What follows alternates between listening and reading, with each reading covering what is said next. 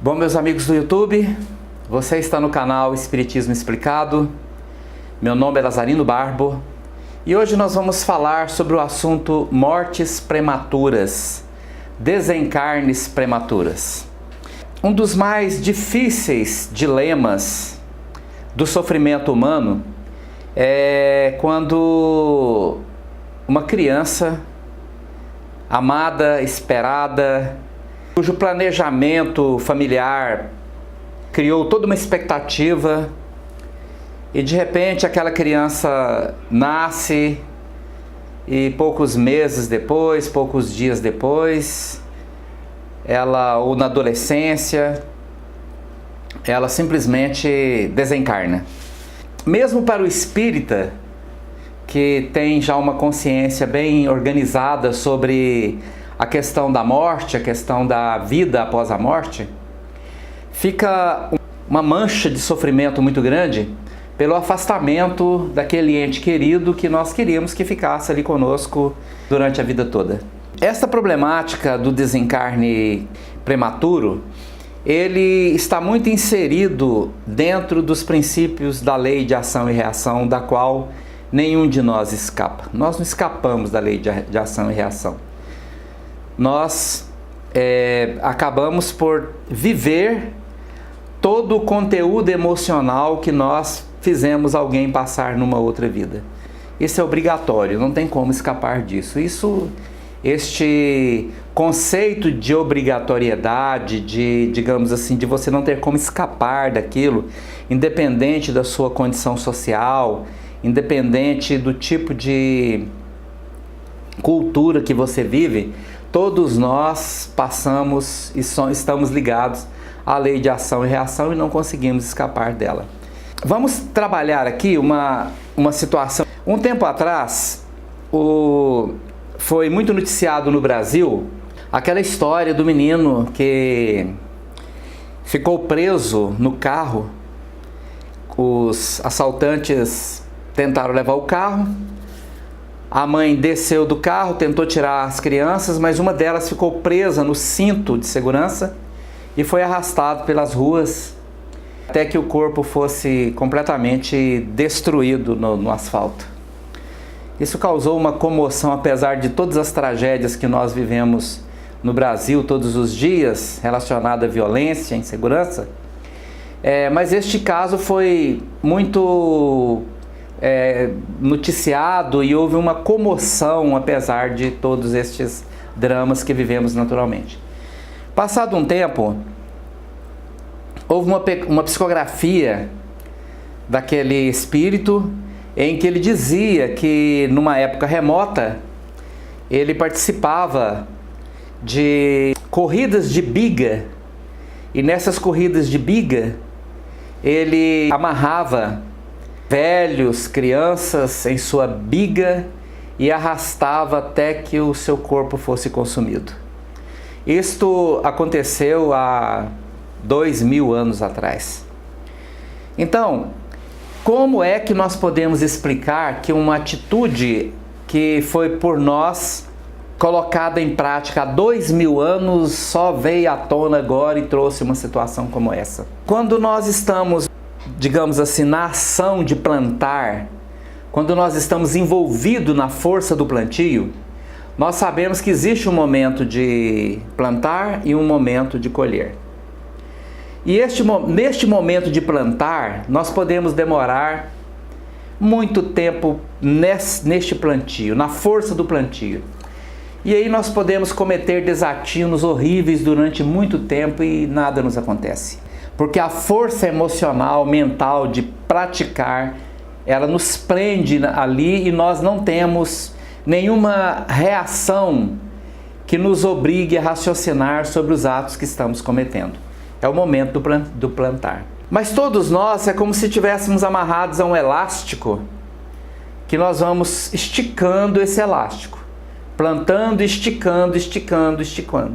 Chega um determinado momento que a nossa resistência consciencial se iguala à força que estamos esticando o elástico e nós paramos. Nesse momento que paramos, nós refletimos. E quando refletimos, começa muitas vezes o momento de colher. É como se a energia emocional que nós praticamos e levamos pessoas ao extremo sofrimento. Você pode imaginar como seria, por exemplo, você ser um inimigo de uma nação invadida naqueles tempos antigos. Não que hoje não aconteça, mas naqueles tempos antigos. E você, para ser punido, vê seu filho, seu pai, sua mãe ser amarrado numa biga e estraçalhado pelos cavalos, né, ao longo das estradas. Esta ação, ela acumula um conteúdo emocional altamente destrutivo no perispírito de quem praticou. Então aqui nós somos eu, consciência, e meu corpo espiritual, o perispírito. E quando eu vou praticando as minhas ações, esta energia altamente destrutiva que eu movimentei nas outras pessoas, que energia é essa? É o ódio que eu desperto, a mágoa, o mau sentimento, o sofrimento que eu desperto, é uma energia emocional que eu provoquei, ela se retorna para mim e acumula em meu perispírito. A minha consciência espiritual se reflete aqui no meu perispírito. Então, tudo que eu faço reflete em termos de energia que se acumula em meu perispírito, seja positiva ou seja negativa. Fazer os outros felizes nos preenche de energia positiva. Fazer as outras pessoas infelizes nos preenche de energia negativa. Passado muito tempo, aquela energia foi sendo colocada nas profundezas no nosso inconsciente. Foi jogada lá para baixo. Nós a esquecemos, mas ela não se perde. O princípio de que na natureza nada se cria, nada se perde, tudo se transforma, se aplica absolutamente a todos os conceitos espirituais. Não é só esquecer, aquilo vem, um dia chega a hora, aquela energia com o passar do tempo, ela vai emergindo das profundezas do inconsciente e vai chegar aqui, na periferia do nosso consciente e, consequentemente, vai começar uma ação em nós. Esta ação é como uma doença que acomete os espíritos no plano espiritual. Não é aqui, ela não veio inocente para o mundo físico e adquiriu a doença, não. Isso a torna uma pessoa doente no plano espiritual. Porque ela não teve uma resolução, ela não conseguiu transformar numa outra energia aquela força que estava armazenada no inconsciente dela. E provavelmente ela fazia tudo para poder esquecer essa energia, mas não há como esquecer. Ela um dia vem. Nós, você, eu, seremos eternamente responsáveis por tudo que nós criarmos, por todas as energias que nós movimentarmos nas outras pessoas. Então, aquela energia vindo das profundezas do inconsciente adoece o espírito no plano espiritual. E muitas vezes é um ente querido, uma pessoa que nós gostamos, nós amamos. O fato de nós amarmos uma pessoa, nós não passamos a amar menos, porque aquela pessoa agora sabemos que ela cometeu muitos desatinos na sua vida. Até porque, como habitantes de um mundo como o nosso, todos nós cometemos muitos desatinos na nossa vida. E precisamos nos amar uns aos outros do jeito que somos, com os nossos erros, com os nossos defeitos e com as nossas virtudes.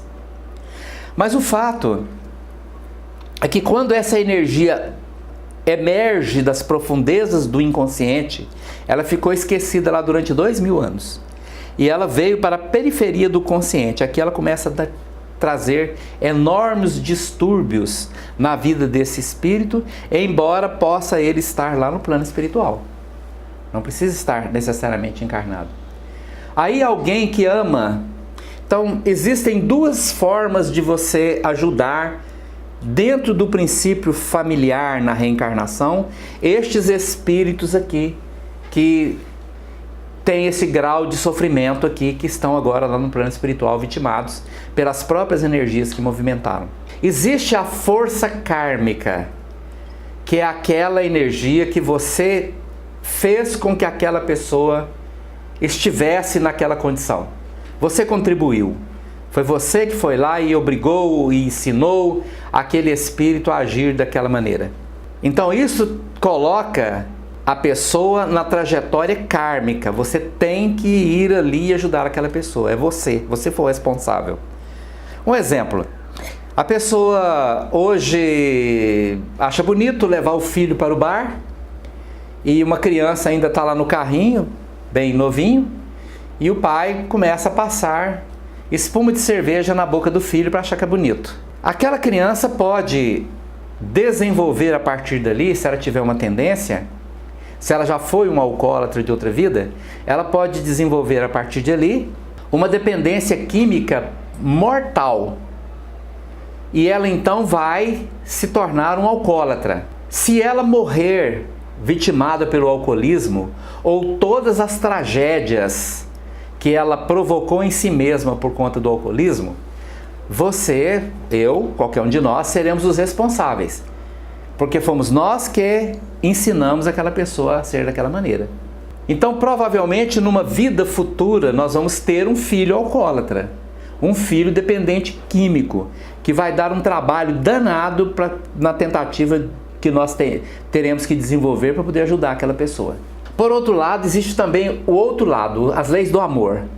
Aquela que você ama uma pessoa que por si mesma escolheu caminhos destrutivos. É muito comum você ter uma família, todo mundo organizado, todo mundo de uma forma que seja um equilíbrio, uma harmonia na família, e de repente um dos filhos resolve encaminhar-se para o pior caminho possível e não há como ajudar aquela pessoa porque ela fez escolhas que são determinantes na sua vida e você não tem como mudar aquilo. Mas você não deixa de amar aquela pessoa por isso. E numa vida futura, você pode trazer aquele espírito novamente para a sua família pelas leis do amor. Você não tem obrigação kármica, não foi você que provocou, mas você ama aquela pessoa e deseja ajudá-la. Então você vai trazer para sua família alguém que tem agora uma ligação de amor e aquela pessoa também vai te dar problema a vida inteira, não vai ser fácil não. Porque você agora está ajudando pelas leis do amor. É até fácil de observar, normalmente quando a injunção kármica, a obrigação de ajudar vem, é muito comum que aquelas pessoas não aceitam com muita facilidade o sofrimento do outro. Elas até tentam desvencilhar-se daquela pessoa, dar um fim nela para lá. Internar e largar para lá, porque não tem jeito. Agora, quando há a injunção do amor, quando a pessoa gosta de estar ajudando por amor, ela vai então aceitar aquele karma, vamos dizer assim, com uma forma mais amena, uma forma mais amorosa. Mas o fato é que nesta situação, tanto do alcoolismo quanto nessa situação aqui, ou esta criança veio para aquela família por amor, ou veio por injunção kármica.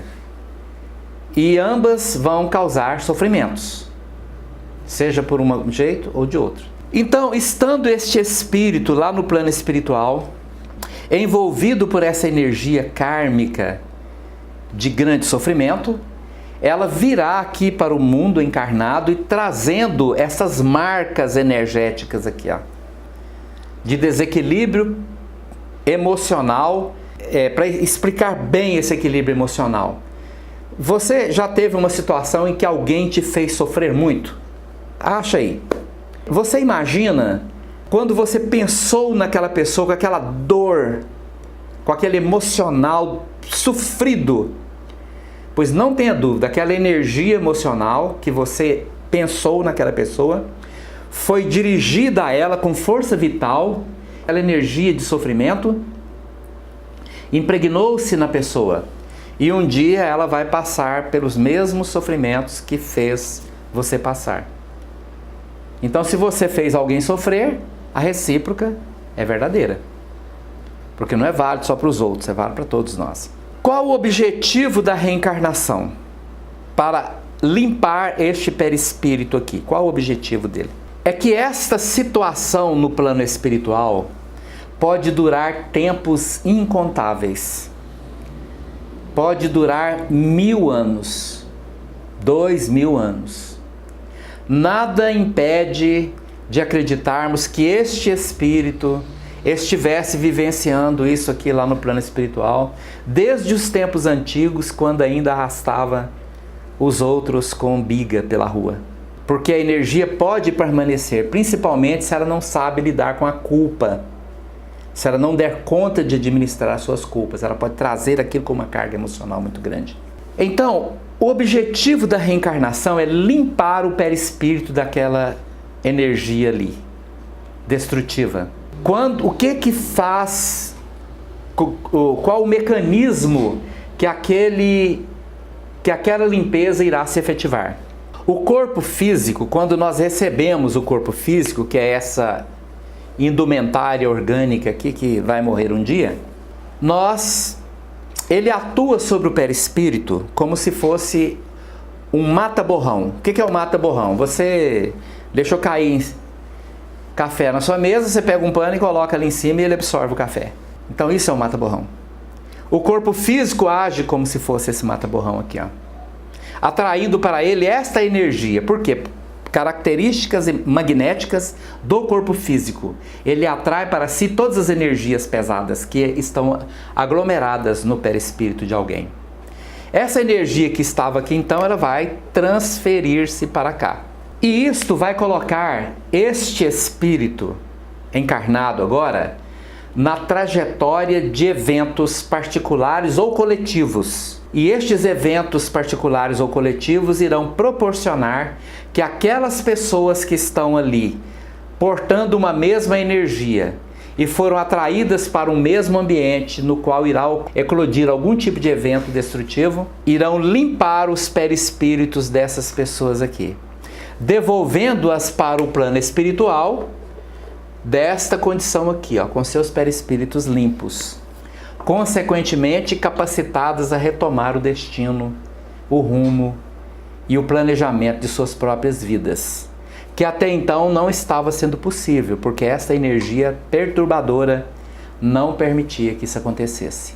Por isto é tão importante o Espiritismo, porque ele nos mostra isso. Cartas psicografadas por Francisco Cândido Xavier e outros médiuns. Atualmente temos aí o Fernando Bem com as cartas de Fátima. Trazem estas realidades à tona todos os dias.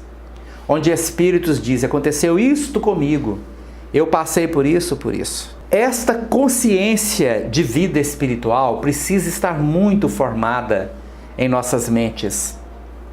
Não se concebe mais pensar como na Idade Média, aquela ideia de que morreu, acabou, aquela ideia de que a consciência desaparece com a morte, aquela ideia de inferno, céu, aquelas coisas que já precisavam ter sido abolidas há muitos e muitos anos. Nós somos consciências vivas que pré-existiam a esse corpo físico e vamos continuar existindo depois que esse corpo físico deixar de existir. E neste contexto de vida eterna, nós trazemos para a nossa vida atual coisas boas e coisas ruins das vidas passadas. E nossas ações de agora irão influenciar na nossa vida futura. Porque o passado, ele já passou, mas as ações passadas estão aglutinadas em nós em forma de energia. Mas o futuro depende exatamente de nossas ações agora. Então, do que realmente somos portadores? O que de fato nós temos? Exclusivamente o presente. Porque as forças passadas, teremos que vivê-las. Podemos vivê-las bem. Podemos viver as piores situações na visão dos outros de uma maneira honrada e digna, com força espiritual para suportar. Mas o nosso futuro não adianta eu planejar. Não adianta eu sonhar com o futuro. Porque o futuro será uma consequência de meus atos presentes. Então, mãe, pai que passa no momento por sofrimentos intensos, por estar perdendo o seu ente querido, seu filho, sua filha, na mais tenra idade, não tenha dúvida, você está fazendo um ato de muito amor sobre esta situação aqui, ó. Você está ajudando aquela pessoa, mas para isso você precisa largar os horizontes do pensamento. Aquela criança que você tem na sua mão não é um corpo físico. Ela é um espírito eterno, que trouxe para essa vida consequências. E você, com amor, está auxiliando para que ela se livre dessas consequências.